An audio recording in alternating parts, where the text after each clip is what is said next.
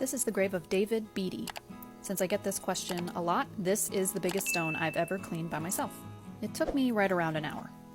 I know some of you might say that you like the mossy look on this particular stone. The issue with moss and large stones like this is that it can weaken the connection between the obelisk and the base, and the obelisk can fall, which could hurt somebody, damage graves, and so on. David died at the age of 50 in 1871 of typhoid fever. He was a farmer and he was married to a woman named Nancy. They had 3 documented children, George, Ida, and Charles. A lot of times when I'm researching, I just let the research kind of guide me, and in this case, I ended up on several rabbit holes pertaining to their 3 children. Their son George is buried in this plot. He died at the age of 29 of, you guessed it, tuberculosis. Their daughter Ida married but doesn't seem to have had any children. She died at age 84 in 1942. I started looking into their son Charles. He seems to have the first divorce I've come across in researching graves. He was married to a woman named Emma, and if you remember way back, I did a video cleaning the grave of 2 sisters with the last name Flower, named Cynthia and Laura. Emma was their sister. Emma and Charles had one son, Harry, who was born in 1880. As of 1892, Emma was married and living with another man in Hoosick Falls, New York, and her son Harry was with her as well. As of 1900, Charles was living in Troy, New York. He was in a boarding house and was listed as unable to work. In 1910, he entered the almshouse for the poor and indigent.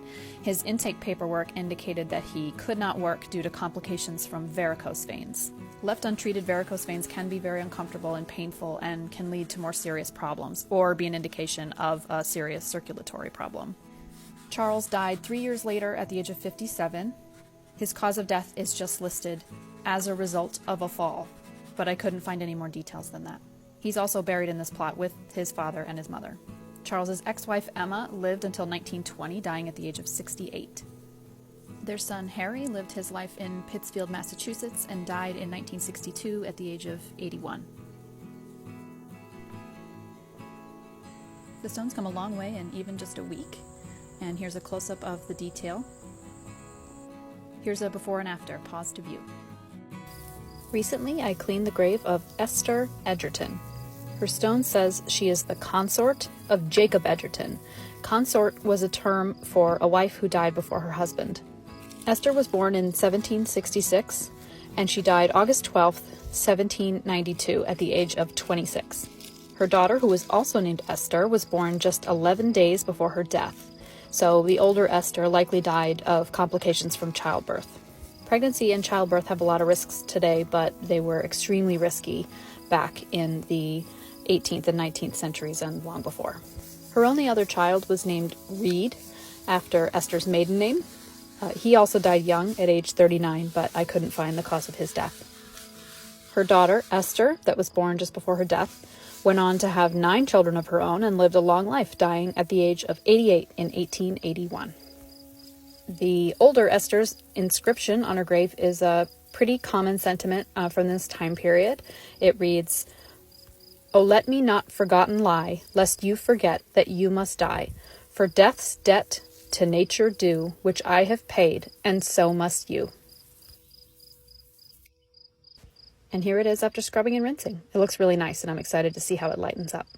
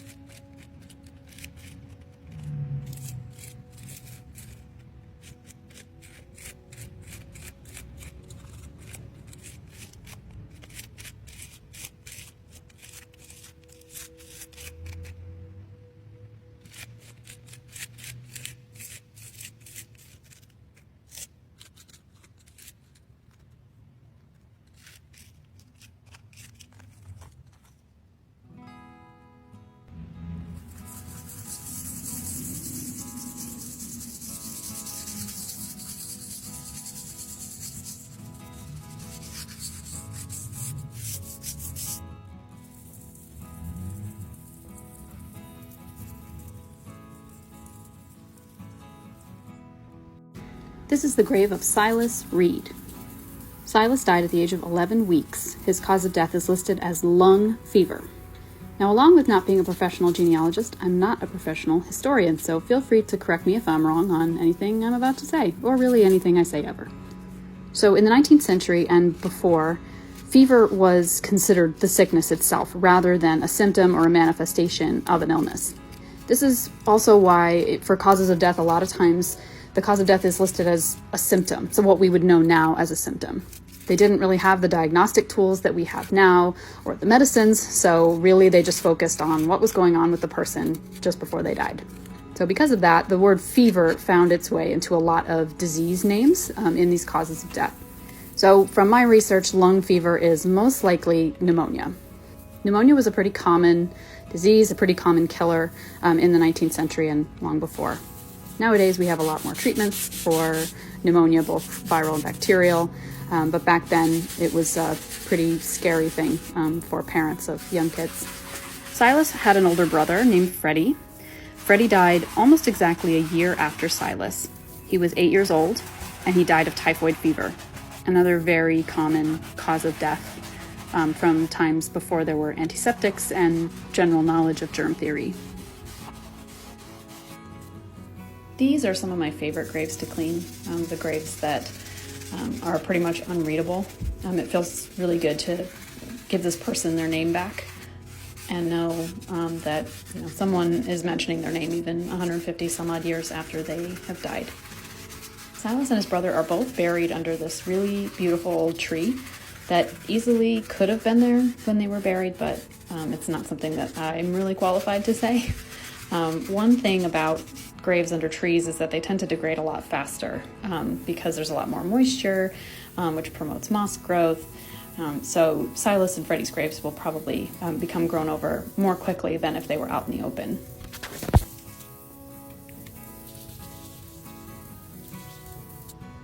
And here it is post-rinsing.